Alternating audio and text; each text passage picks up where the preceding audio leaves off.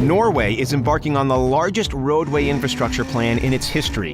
In fact, it may be the largest road revamp in the entire world. With a budget of $47 billion, this new coastal highway is going to connect areas of Norway that used to take 21 hours to travel between. It's going to bypass 7 different ferry crossings and cut travel time down by half. But how exactly is this possible? Well, by essentially creating the world's first ever floating highway. From state-of-the-art floating tunnels to how they're dealing with safety concerns. Here's a look inside Norway's ambitious new project. The almost 700-mile trip between the Norwegian cities of Kristiansand in the south and Trondheim in the north typically runs about 21 hours if you're traveling at an average of 30 miles an hour. That's over $200 in gas for a small car to travel just one way. Since 60% of Norway's exported goods are produced in the west coast, where a third of Norway's population also lives, there's a lot of traveling between cities to keep the country running. But with a new multi-billion-dollar road project, Norway hopes to cut travel times and the cost of gas to get there in half. With 7 different ferry crossings along the way, getting around Norway is anything but a piece of cake, especially when you realize that each crossing can take about 45 minutes and cost about $16. Tourists may enjoy the scenic route, but those traveling for business or even medical purposes aren't big fans of taking the long way. Fortunately, there will soon be a shortcut, thanks to the development of the new coastal highway Route E39. This $47 billion infrastructure project aims to replace the ferries with bridges and to create conventional tunnels as well as what could be the world's first floating tunnel to form the highway. The submerged roadway is essentially a pair of concrete tubes submerged about 100 feet below the water's surface. This new and more predictable transport system will be a great benefit to Norway's national economy.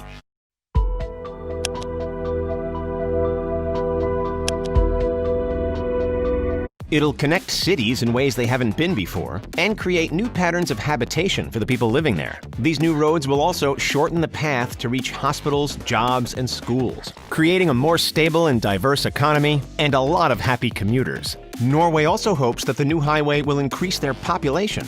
Some areas, like Tysons, a region of rural municipalities located on an archipelago off the coast, have lost over 50% of their population in the last century due to inaccessibility. The trend of population loss is continuing across Scandinavia. There are many benefits to restructuring the E39, but preliminary estimates show that the required investments and improvements will cost much more than the $47 billion highway budget. They estimate it could even be as much as 340 billion Norwegian krone or $38 billion extra. So why exactly does Norway want to embark on this crazy floating tunnel strategy instead of just making more bridges? Norway has a few environmental issues with making roads. First, the harsh weather conditions can be unpredictable, with roads often closing and ferries having to cancel their departure last minute due to snow, heavy winds, or high waves. This leads to people driving for hours only to be turned away at crossings and forced to put their plans on hold. Norway is also home to many deep fjords, which makes things like bridges necessary.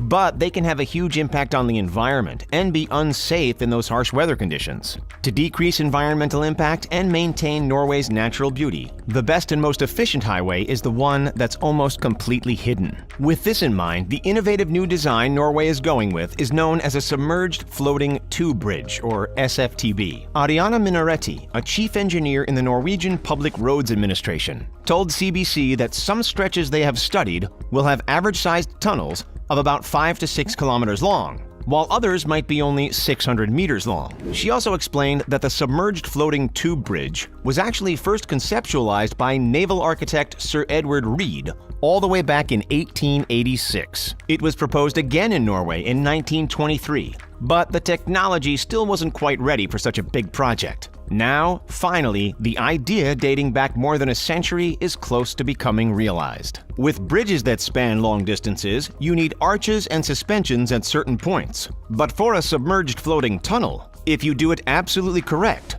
and balance the weight of the structure with the buoyancy of the structure, it can go on forever, said Niels Erik Anders Ronquist, a professor of structural engineering at the Norwegian University of Science and Technology, who now works as a consultant on the new highway project. When a fjord is deeper than 100 meters or wider than 2 to 3 kilometers, the seabed is too deep for a traditional rock tunnel because it implies the use of a huge amount of land on the shores.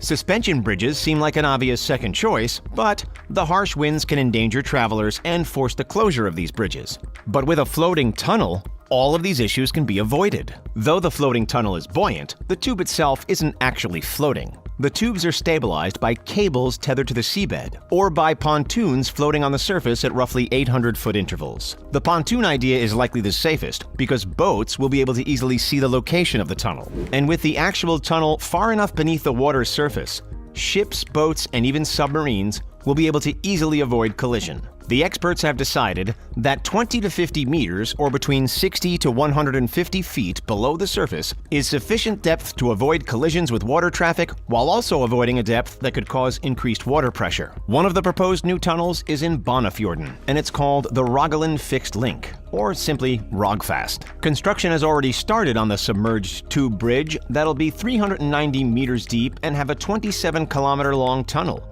making it the deepest and longest undersea road tunnel in the entire world. A spur connection to the island municipality of Kvitsøy will be included in the design, creating a place where people can exit the E39 to enter a small village. Like conventional tunnels, the floating tunnel will also have escape routes that motorists could take to return to the surface in case of an emergency. The Rogfast tunnel will have emergency exits every 250 meters, 820 feet, along with emergency lights and phones at various intervals. The work on this particular tunnel started in 2018 and was expected to be completed in 2026 for a cost of $2 billion. But with the project already overrunning cost estimates, it's now only expected to be completed by 2029. The government has proposed fundraising of an extra 1.3 billion Norwegian krone, or $145.5 million, and they plan to put a toll in place for 20 years after the tunnel's completion, with a fee of 150 krone per passage for light vehicles. That amounts to about $16, which is about the same price it would take you to hitch a ride on one of those ferries. The design for these submerged tunnels is definitely innovative, but with innovation comes a lot of brand new problems. Fires and explosions are a major concern, as escaping an underwater tunnel isn't exactly the easiest thing to do. Just imagine being stuck 150 feet underwater while disaster occurs. That possibility is enough to make even the most seasoned traveler anxious. Thankfully, Norway is already on the case to make sure their floating tunnels are as safe as possible. They have been testing small-scale fires and explosions in their tunnels to plan for cases where a truck is carrying dangerous goods or two large vehicles collide. They need to have a prepared and standardized exit strategy, as well as a response team that can quickly get down to the tunnels if anything goes wrong. Access for emergency services is absolutely crucial. However, the most challenging part of the design is getting to know the fjords and the best way to... Do you have trouble falling asleep? Download Sleep and get a break. Fight insomnia and anxiety. Try one of these relaxing maneuver around or through them without causing any lasting environmental damage. Thankfully, the Norwegian Public Roads Administration has been studying Norway's natural landscape for years to best understand how automobiles and the environment can safely coexist. Even with their vast knowledge and research, the most challenging fjord to get right is the Sognefjord. At 3.7 kilometers wide and 1.3 kilometers deep at its lowest point. Nicknamed the King of the Fjords, it's the largest and deepest fjord in Norway, as well as the hardest to build upon. Experts are still evaluating whether some fjords, like this one, are even suitable for a submerged floating tube bridge. While they may be in the process of creating these tunnels, research is nowhere near complete. The Coastal Highway Route Project is collaborating with 3 of the largest universities in the Nordic region: the Norwegian University of Science and Technology, the University of Stavanger, and Chalmers University of Technology. They have about 50 PhD candidates working on solving different engineering challenges related to the E39 project, including how to maintain the tunnels once they're constructed and make sure they never break.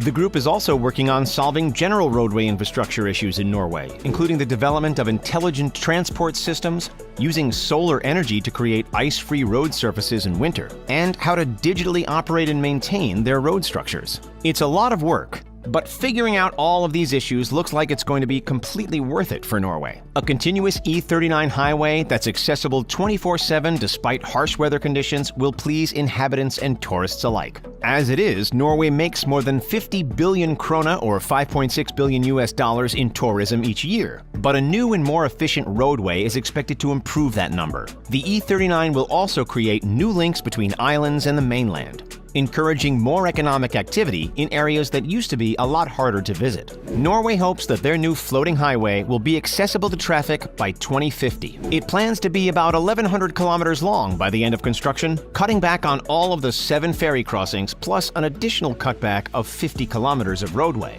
While this ambitious project might be the first structure of its kind, it definitely won't be the last. Engineers in Italy and China are already pursuing similar concepts.